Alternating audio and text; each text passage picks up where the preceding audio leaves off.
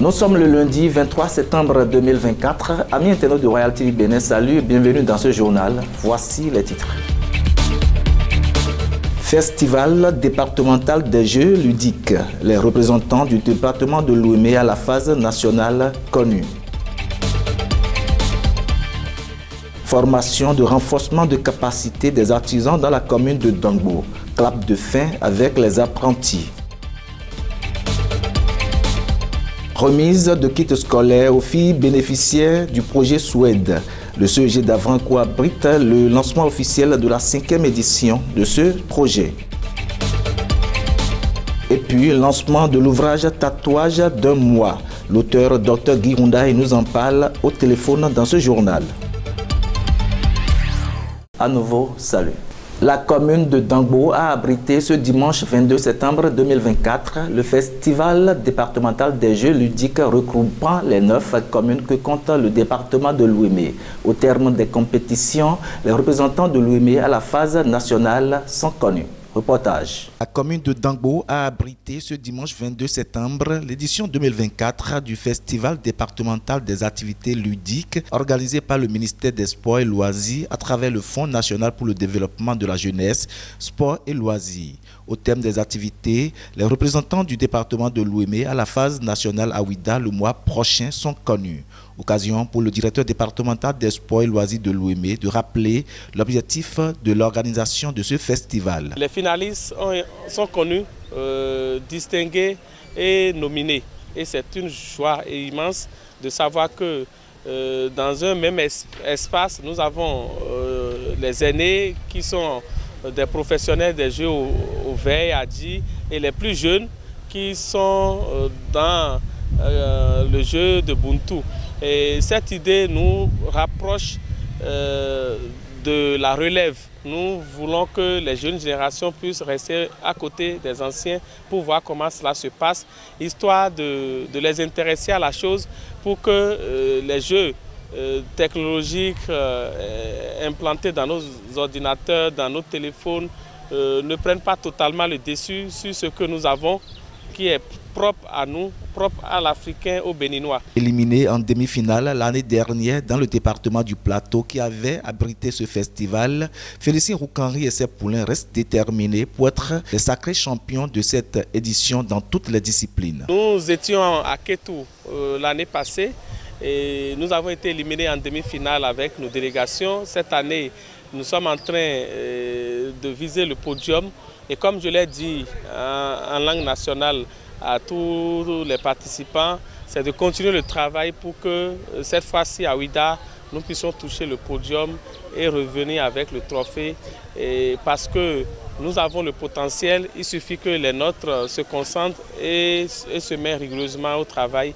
Et nous aurons ce que nous voulons. Fiers, les champions de Lomé, toutes disciplines confondues, s'engagent à défendre leur département à Ouida en octobre prochain. Mes sentiments ne sont que bons. Je suis très fier d'être sacré champion de cette discipline. C'est vrai que ça n'a pas été facile, mais on y est arrivé avec l'aide de Dieu et de tous ceux qui ont fait le jeu de Hadji. Je pense que le département de Lomé est en train de nous envoyer en mission.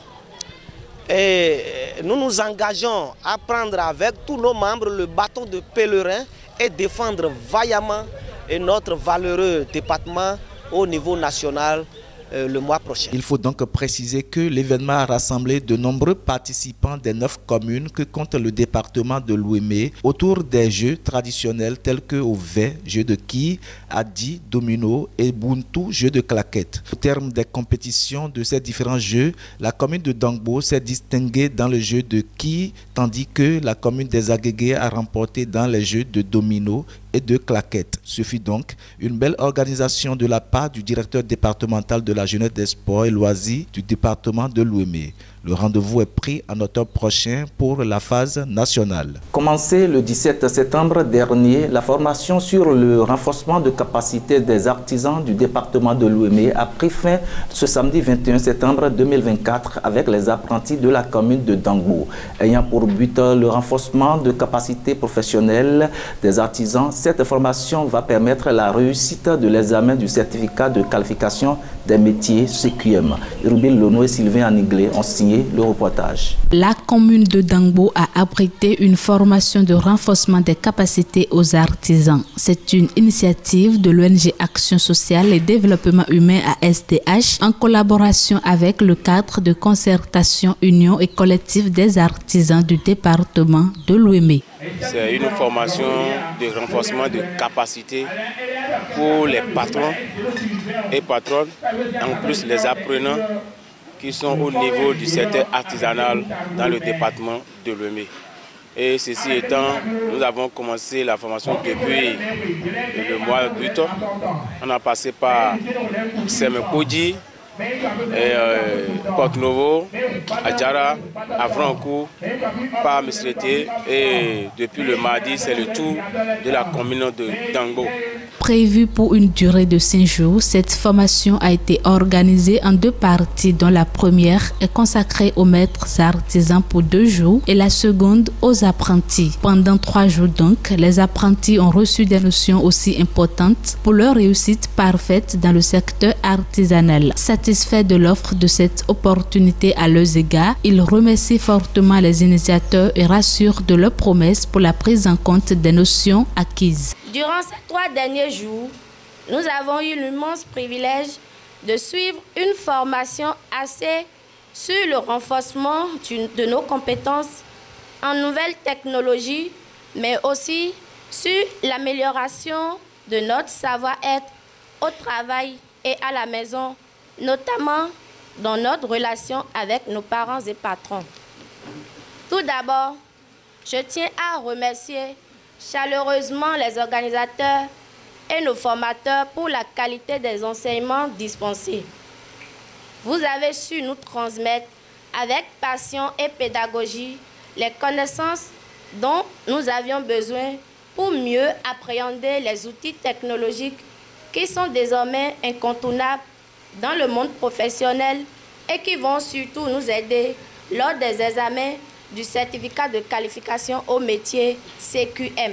La considérable participation des maîtres artisans et apprentis reste un encouragement à l'endroit des initiateurs qui remercient l'effort fourni par chacun pour l'organisation en beauté des activités.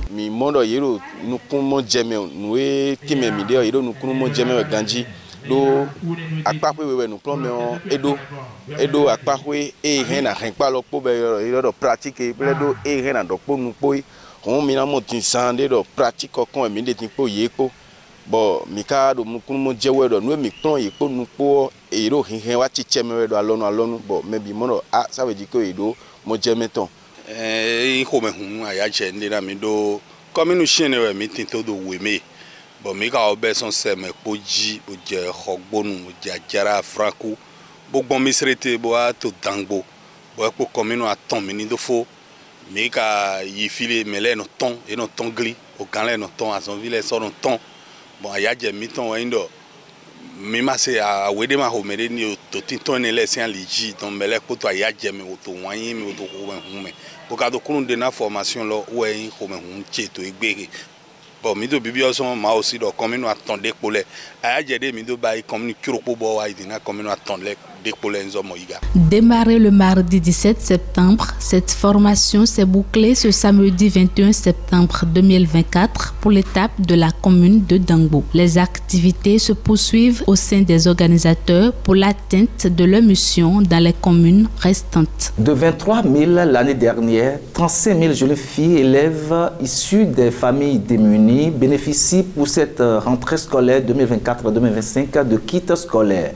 Ceci est un projet projet du gouvernement avec l'appui technique et financier du projet Suède, du Fonds des Nations Unies pour la population et la Banque mondiale. Le lancement officiel de la 5e édition de ce projet a lieu ce jeudi 19 septembre 2024 au CEG à Franco. Reportage. Le Fonds des Nations Unies pour la population qui apporte une assistance technique au projet Suède a fait une étude sur le décrochage scolaire des filles.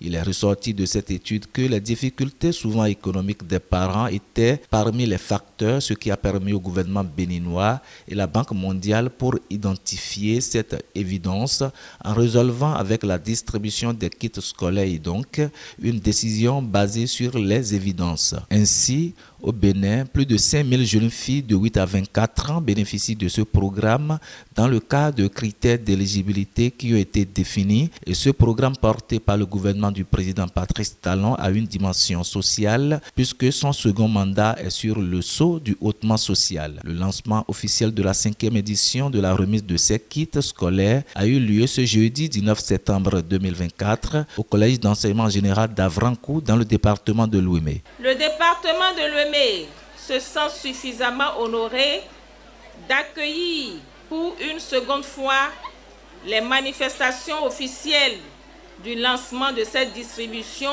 de kits scolaires après l'édition 2022-2023 qui avait eu lieu dans l'enceinte du CG1 des Paix dans la commune de Semekodji. Bien que le projet Suède prend fin en décembre prochain, la Banque mondiale, à travers son représentant résident au Bénin, rassure de la poursuite de ce programme et au-delà des financements actuels du Suède. Le programme Suède au Bénin va clôturer en décembre. Je l'ai dit tout à l'heure, l'appui pour la scolarisation des filles, surtout au niveau du secondaire, ne va pas s'arrêter. Nous sommes en discussion constante avec les autorités du Bénin pour faire en sorte que nous puissions envisager la poursuite de ces programmes au-delà du financement actuel du Suède. Reconnaissante, les bénéficiaires s'engagent à un travail acharné et invitent les différents acteurs à la poursuite de l'initiative. Chères autorités, nous nous engageons pour un travail acharné afin de mettre en valeur vos efforts. Pour ce, permettez-moi de vous féliciter et de vous encourager à poursuivre cette belle initiative. Merci d'œuvrer pour que chaque jeune fille béninoise puisse accomplir ses rêves, sans être freinée par des contraintes matérielles. Il faut préciser que les efforts du gouvernement ne se limitent pas au don de kits scolaires pour le maintien des filles à l'école. Il s'agit d'un acte intégré d'appui en faveur de la cible scolaire qui est mise en œuvre pour booster significativement le taux de rétention scolaire au Bénin. Les initiatives d'accompagnement s'étendent aux transferts monétaires réalisés au profit de la même cible pour les cas socio-éducatifs afin de renforcer les compétences de vie et les connaissances des élèves sur la santé sexuelle et reproductive, les campagnes pour les comportements déviants avec un accent sur les mesures préventives et répressives, puis des cours de vacances et des renforcements en dehors des classes. De 23 000 kits scolaires l'année dernière, 35 000 filles sont bénéficiaires cette année à travers le projet Suède. Page invitée, c'est juste après cette virgule.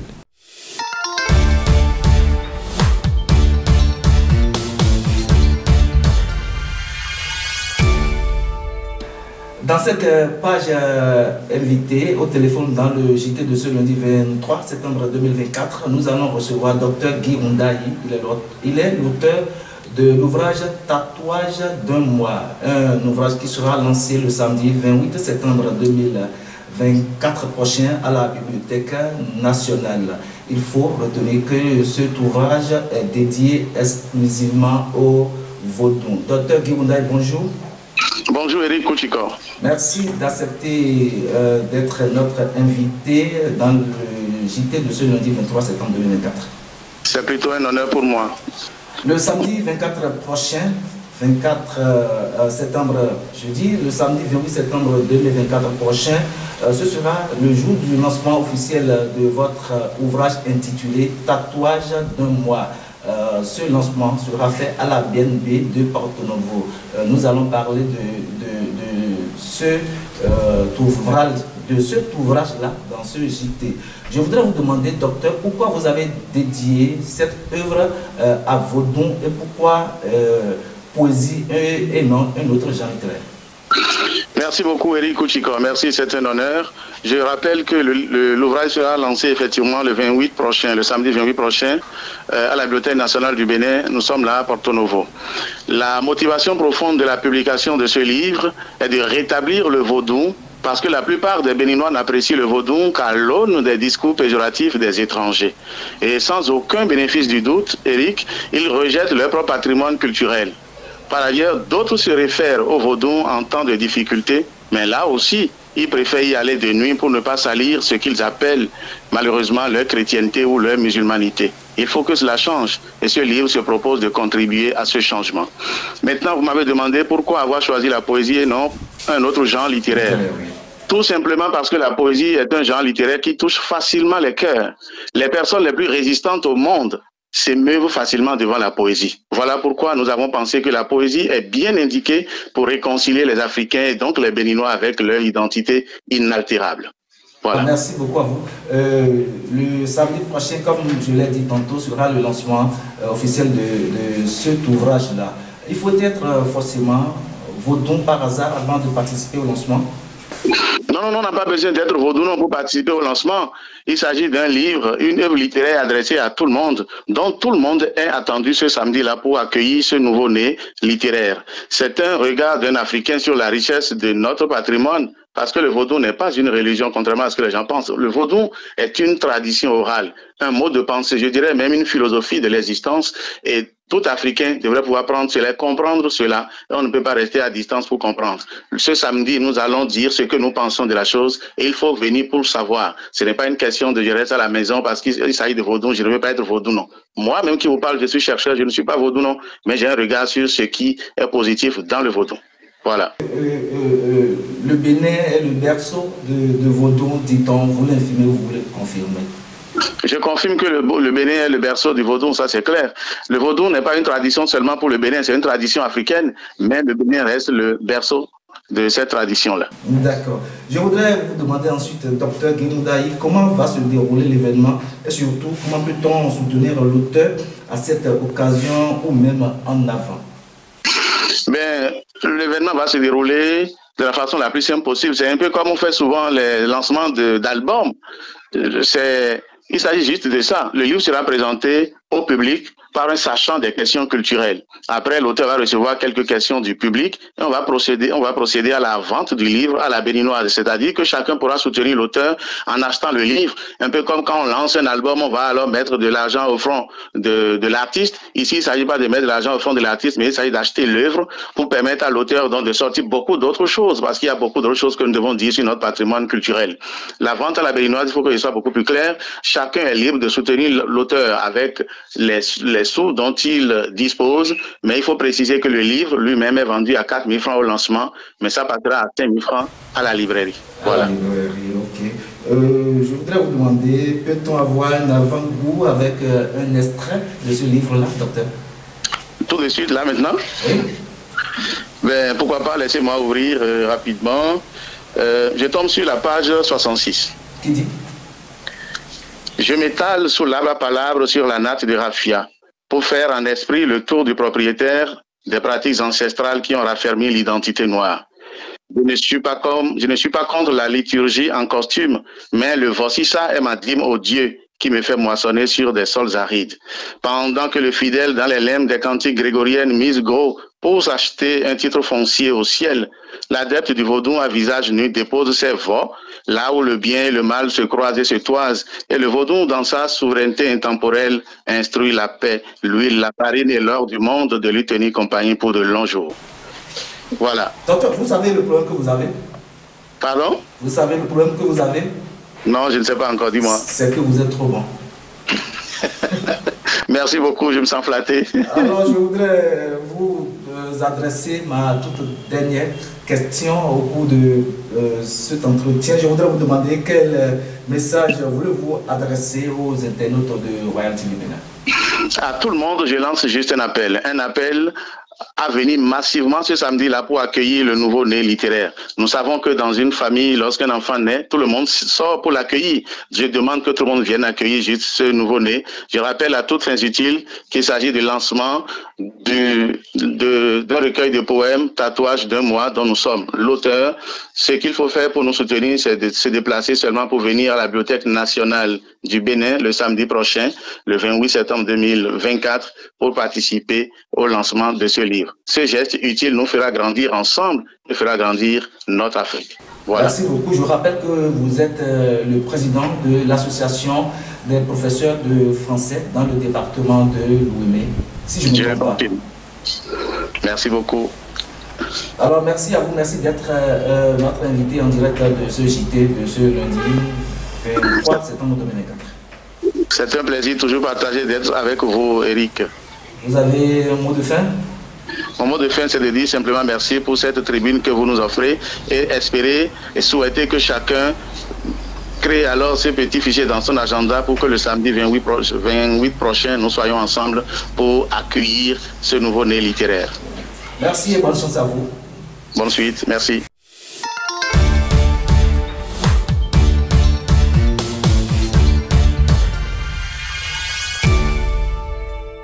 Si un jour j'avais su qu'en croisant ton regard, j'allais tomber amoureux, j'aurais fermé mes yeux. Ce journal se referme sur cette citation amoureuse.